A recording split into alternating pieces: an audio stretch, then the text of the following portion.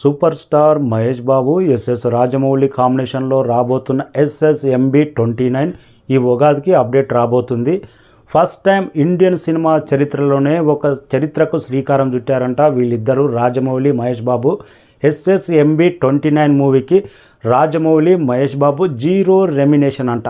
Cinema complete అయినంత వరకు ఎవ్వరు ఒక్క రూపాయి తీసుకోవట్లేదంట. సినిమా రిలీజ్ అయిన తర్వాత, బిజినెస్ చేసిన తర్వాత భారీ లాభాలు వస్తే దాంట్లో వాటానే తీసుకోబోతున్నారంట. బిఫోర్ రిలీజ్ ఎలాంటి రెమ్యునేషన్స్ లేదంట.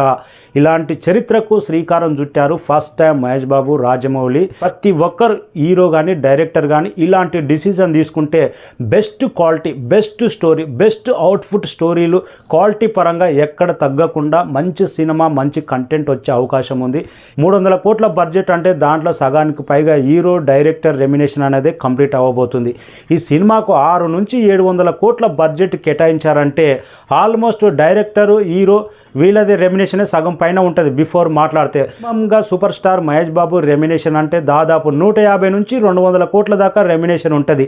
అందుకే మహేష్ బాబు కానీ రాజమౌళి కానీ క్వాలిటీ పరంగా ఎక్కడ తగ్గకుండా, రెమ్యునేషన్ తీసుకోకుండా సినిమా రిలీజ్ అయిన తర్వాత వచ్చిన లాభాల్లోనే వాటా తీసుకోనికే డిసిజన్ తీసుకున్నారంట. సినిమా నష్టపోతే డైరెక్టర్, ప్రొడ్యూసర్, హీరో అందరు నష్టపోతారు. లాభాలు వస్తే, భారీ లాభాలు వస్తే అందరికీ ఆ లాభం అనేది చేరుతుంది.